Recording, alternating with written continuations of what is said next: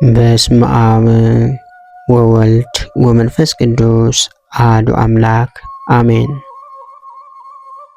እንኳን በግንቦት 20 ቀን ታስበውና ተከብረው ለሚውሉ ለቅዱሳን በዓላት በዚች ቀን እመቤታችን ቅድስት ድንግል ማርያም ከተወለደች በኋላ በ80 ቀን ከርግብ ግልገሎች ጋር ወደ ቤተ መቅደስ የገባችበት ዕለት ታላቅና ክቡር የሆነው የሰራዊት አለቃ ቅዱስ ቴዎድሮስ በሰማዕትነት ያረፈበት የዕረፍቱ መታሰቢያ በዓል በሰላም አደረሳችሁ አደረሰን።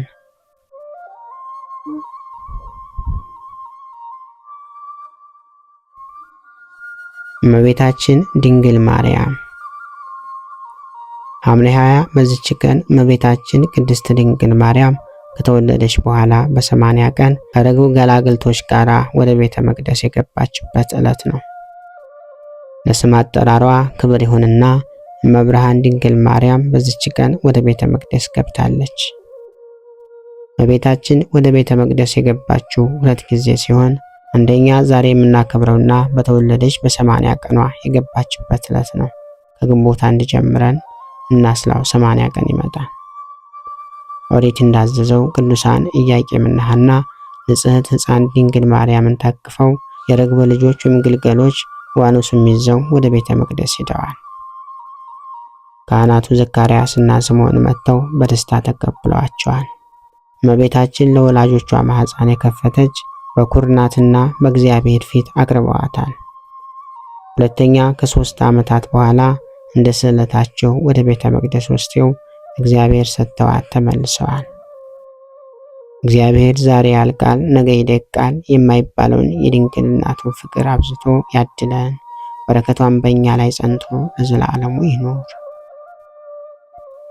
በዚህ ዕለት ታስቦና ተከብሮ የሚውለው ሌላው ቅዱስ አባታችን ቅዱስ ቴዎድሮስ ነው። ዳግመኛም በዚች ቀን ታላቅና ክቡር የሆነው የሰራዊት አለቃ ቅዱስ ቴዎድሮስ በሰማዕትነት አረፈ። የዚህ ቅዱስ አባት ስሙ ዮሐንስ ይባል ነበር። እርሱም ከላይኛው ግብጽ ሰጥም ከምትባል መንደር ነበር። ወደ አንጾኪያ ከተማም ከሰራዊቱ ጋር ወሰዱትና በዚያ ኖረ። ከዚያም ከተማ መኳንንቶችም ያንዱን ልጅ አገባ። እርሷም ጣዖትን ታመልክ ነበር። ባሏ ዮሐንስ የሚያመልከውን ግን አታውቀውም ነበር።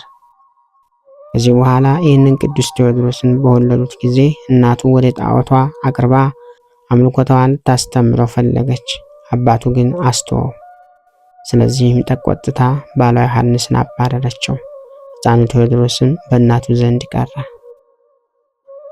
አባቱ ዮሐንስም ልጁ ቴዎድሮስን ወደ እውነተኛ መንገድ ይመራው ዘንድ ወደ እግዚአብሔር ይጸልይና ይማልድ ነበር። ሕፃኑ ቴዎድሮስም ባደገ ጊዜ ጥበብን ተማረ። ጌታችንም ልቡን ብሩህ አደረገለት። ስሙ አውላኪስ ወደሚባል ኤጲስቆጶስም ሄዶ የክርስትና ጥምቀትን ተጠመቀ። እናቱም ታላቅ ሐዘንን አዘነች። ከዚህም በኋላ ስለ አባቱ በሕይወት እንዳለ ወይም እንደሌለ ጠየቀ። ከአገልጋዮቹም አንዱ የአባቱን ሥራ በስውር ነገረው። ቅዱስ ቴዎድሮስም ጎለመሰ፣ እጅግም ብርቱ ሆነ። ንጉሡም የሰራዊት አለቃ አድርጎ ሾመው። የፋርስ ሰዎችንም ሊወጋቸው በወጣ ጊዜ የቅዱስ ቴዎድሮስ በረታ። የፋርስ ንጉሥንም ልጅ ይዞ ማረከው። ከእርሱም ጋር ምስራቃዊው ቴዎድሮስ ነበረ። የፋርስንም ሰራዊት አሳደዷቸው።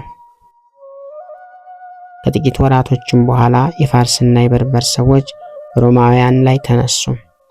ብዙ ከተሞችንም አጠፉ። ዲዮቅልጥያኖስም በሰማ ጊዜ እጅግ ፈራ። ቴዎድሮስንም ጠርቶ ምን እናድርግ? ሰራዊትህን ሁሉ የጦር መሳሪያንም ሁሉ ይዘ ወደ ሰልፍ ውጣ አለው።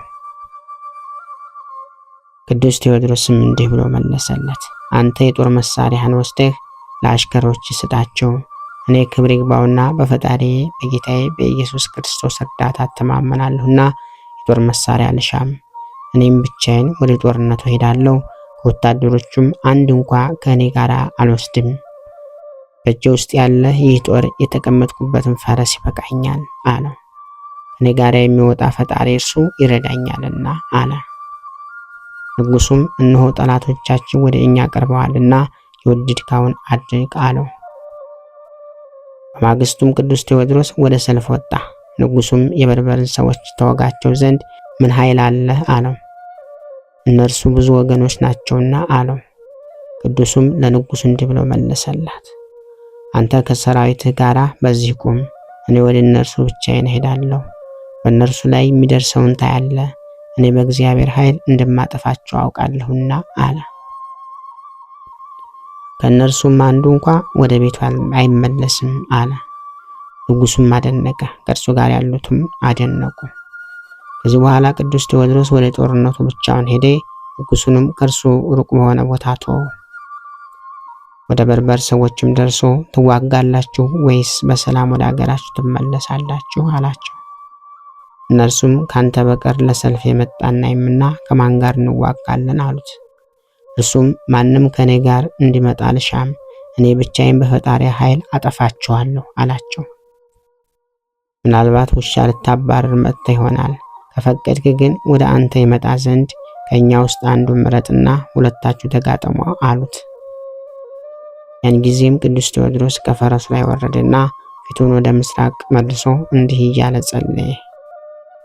ጣዖታትን እስካጠፋችውና የባቢሎንን ከተማ ዘንዶ እስከገደልከው ድረስ ነቢዩ ዳንኤልን ያጸናው ጌታ አምላኬ እንዲሁም ዛሬ ከኔ ጋር አሁን በረድኤትህ አጽናኝ። አብ ወልድ መንፈስ ቅዱስ ሆይ ምስጋና ይገባሃል ለዘላለሙ አሜን ብሎ ጸለየ። ጸሎትን በፈጸመ ጊዜ ጦሩን አንስቶ በላዩ በመስቀል ምልክት አማተበ። በፈረሱ ላይ ተቀምጦ በበርበር ሰዎች ላይ እንዲህ እያለ ጮኸ፣ እንዋጋ ዘንድ ወደ እኔ ኑ፣ ክብር ይግባውና ለእግዚአብሔር ኢየሱስ ክርስቶስ እኔ ባሪያው ነኝ እያለ እንዲህም እያለ በመካከላቸው ገብቶ የበርበር ሰዎችን አጠፋቸው። ከእነርሱም ፈረሰኛንም ሆነ እግረኛንም ምንም አላስቀረም።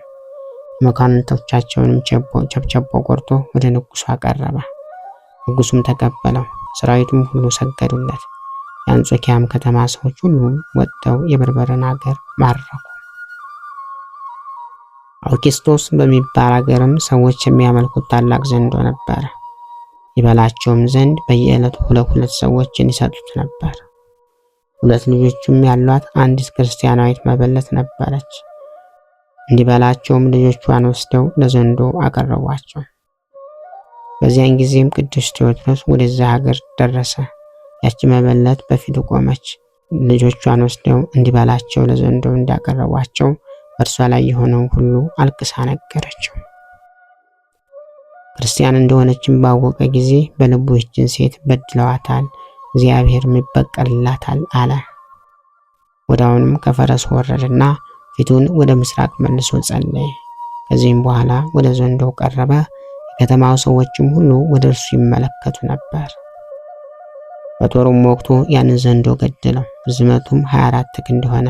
የመበለቷንም ልጆች አዳናቸው። ከዚህም በኋላ አባቱን ይፈልገው ዘንድ ወደ ላይኛው ግብጽ ሄደ። አባቱንም አገኘው። አባቱም ልጁ እንደሆነ በምልክቶቹ አወቀው። ቅዱስም አባቱ እስካረፈ ድረስ በዚያ ኖረ። ከዚህም በኋላ ወደ አንጾኪያ ከተማ ተመለሰ። ንጉሥ ዲዮቅልጥያኖስንም ክብር ይግባውና ክርስቶስን እንደካደና ጣዖትን እንዳመለከ ክርስቲያኖችንም ሲያሰቃያቸው አገኘው። ከዚህም አስቀድሞ የከተማው ሰዎች የሚያመልኩትን ዘንዶ እርሱ እንደገደለው የአውኪስቶስ ሀገር ሰዎች ወደ ንጉሥ ከሰው ነበርና ስለዚህ ንጉሱ ልኮ አስቀረበው። ቅዱስ ቴዎድሮስም ወደ ንጉሱ በቀረበ ጊዜ ንጉሱን እንዲህ ብሎ ዘለፈው፣ አንተ የክፉ ሥራ ሁሉ መገኛ ይሆንክ፣ ሰማይና ምድርን የፈጠረ የክብር ባለቤትን ትተህ የረከሱ ጣዖታትን ያመለክ የኃጢአት ልጅ ሆይ ወዮልህ፣ እግዚአብሔርን ፈጥኖ መንግሥትን ያጠፋታል አለው። በዚያን ጊዜም ንጉሱ ተቆጥቶ ከመሬት ላይ ጥለው ይገርፉት ዘንድ ወታደሮችን አዘዛቸው። ይህንንም አደረጉበት። ደሙም እንደ ውሃ ፈሰሰ። እጆቹንና እግሮቹንም ከግንድ ጋር ቸነከሩት። በስቃይ ውስጥ ሳለ ከእግዚአብሔር የታዘዘ የመላእክት አለቃ ቅዱስ ሚካኤል ደርሶ ወረደ። እንዲህም አለው፣ ጽና፣ እነሆ የገድል ፍጻሜ ቀርቧል። ሥጋህ በውስጡ በሚኖርበት ቦታ ድንቆችና ተአምራቶች ይገለጣሉ። እነሆ ክብር ይግባውና ጌታችን መድኃኒታችን ኢየሱስ ክርስቶስ እንዲህ ብሎ ቃል ኪዳን ሰጠ። መታሰቢያህን ለሚያደርግ ሁሉ ወይም በስምህ የተራበ ለሚያጠግብ የተጠማውንም ለሚያጠጣ ወይም ለቤተ ክርስቲያንህ መባን መጽሐፍትን ለሚሰጥ እኔ ኃጢአቱን ሁሉ ደመስስለታለሁ። ገድልህንም የሚጽፈውንም ወይም የሚያነበውን የሚሰማውን ወይም የሚገዛውን እኔ ስሙን በሕይወት መጽሐፍ እጽፋለሁ አለው። በሕይወት መጽሐፍ እጽፋለሁ አለው። ከዚህም በኋላ ብዙዎች ከንጉሥ ሰራዊትና ከሕዝቡ ተሰብስበው በንጉሡ ላይ እንዲህ ብለው ጮኹበት፣ አንተ ከሃዲ፣ እግዚአብሔር ያጥፋ! ከጠላቶቻችን ያዳነንን ኃይልና ጽኖ የነበረ የከበረ ቴዎድሮስን ታሰቃየዋለህና። ይህንንም ብለው በክብር ባለቤት ጌታችን መድኃኒታችን ኢየሱስ ክርስቶስ ታመኑ። ያን ጊዜም ንጉሥ ተቆጥቶ ሁሉንም አስገደላቸው። ሰማዕትም ሆኑ። የሰማዕትነትንም አክሊል ተቀበሉ። ከዚህም በኋላ ንጉሡ አዘዘ። የብረት አልጋም አምጥተው ቅዱስን በላዩ አስተኙት። ከበታቹም እሳትን አነደዱ። ቅዱስ ቴዎድሮስም እንዲህ ብሎ ጸለየ። አቤቱ ፈጣሪ 3 ደቂቅን ከእሳት ምድጃ እንዳዳንካቸው ላድነኝ አለው። ወዲያውኑም የእሳት ጠፋ፣ እንደ ንጋት ቁርም ሆነ። ከሰማይ እንዲህ የሚል ቃል መጣ። ክብር ይግባውና ከጌታ ኢየሱስ ክርስቶስ ኃይል የተሰጠ ሆይ ጽና፣ በርታ። ያን ጊዜም ተነስቶ በንጉሡ ፊት ቆመ። እንዲህም አለው፣ ክብር ይግባውና ጌታ ኢየሱስ ክርስቶስ አድኖኛልና አንተ ከሃዲ እፈር አለው። የንጉሡም የጭፍራ አለቃ ይህንን ባየ ጊዜ ክቡር ቴዎድሮስ ከሚያመልከው ክብር ይግባውና ከጌታችን ከኢየሱስ ክርስቶስ በቀር ሌላ አምላክ የለም ብሎ ጮኸ። እሱንም ራሱን አስቆረጠውና በሰማዕትነት ሞተ። ቅዱስ ቴዎድሮስንም ብዙ ካሰቃየውና ማሰቃየቱ ከሰለቸው በኋላ ራሱን በሰይፍ እንዲቆርጡ ስጋውንም እንዳቃጥሉ አዘዘ። የጌታችንን ፍቃድ ከእናቱ ደጅ ወስደው ራሱን ቆረጡ። ከእርሱም ደምና ወተትን ፈሰሰ። ታላቅ እሳትም አንድደው ስጋውን በውስጡ ጨመሩ። እሳቱም ከቶ አልነካውም። እናቱም ለወታደሮቹ ብዙ ወርቅ ሰጥታ ስጋውን ወሰደች። በአማሩ ልብሶችም ገነዘችው። እስከ መከራውን ፍጻሜ በቤቷ ውስጥ አኖራቸው። ከዚያም በኋላ አብያተ ክርስቲያናት ተሰሩለት። ስብጥ በሚባል በአባቱ ሀገርም በተሰራች ገዳም ስጋውን አኖሩ። ከስጋውም ድንቆችና ተአምራቶች ተደረጉ። ታላቅ ፈውስም ሆነ። እግዚአብሔር ምስጋና ይሁን። እኛንም በቅዱሳኑ ጸሎት ይማረን፣ በረከታቸውም ከኛ ጋር ትኑር ለዘላለሙ አሜን። ክብር ምስጋና ይሁን አንድ አምላክ ለሚሆን ለአብ ለወልድ ለመንፈስ ቅዱስ ስም እስከ ዘላለሙ አሜን። ጌታ ሆይ ከብልጽግናቸው ብዛት የተነሳ ብዙ መባን ካገቡት ይልቅ የድሃይቱን አነስተኛ መባ እንደተቀበልክ ለሁል ጊዜ የሚያገለግሉህን አላፍ መላእክት እያሳሰብኩ በችግሬ ጊዜ የማቀርብልህን ምስጋና ተቀበል። እናንተም ቅዱሳን ነቢያት፣ የወንጌል ሰባኪያን ሐዋርያት፣ ሰማዕታትና ጻድቃን፣ ትጉሃን መላእክት፣ ፍጹማን ደናግል እንዲሁም ደጋጎች መነኩሳት ወይ ልጅ አዋቂ ሳይለይ የምንሰበሰብበትን የጉባኤ ቦታ ባርኮ ይህንን መጽሐፍት አዘጋጅቶ ብራና ዳምጦ የጻፈውና ያጻፈውን ከግዕዝ ወደ አማርኛ የተረጎመውን ቃለ ንባቡን በእርጋታ መንፈስና በተመስጦ ሕሊና ያዳመጠ በደለኛን ሁሉ የምታስምር የጌታ እናቱ በማርያም ጸሎት ኢየሱስ ክርስቶስ ሆይ በአንድነት ይማረን። ኢየሱስ ክርስቶስ ሆይ በአንድነት ይማረን። ኢየሱስ ክርስቶስ ሆይ በአንድነት ይማረን። ክብር ምስጋና ይሁን አንድ አምላክ ለሚሆን ለአብ ለወልድ ለመንፈስ ቅዱስ ስም እስከ ዘላለሙ አሜን። ወስብሐት ለእግዚአብሔር ወለወላዲቱ ድንግል ወለመስቀሉ ክቡር። ይቆየን።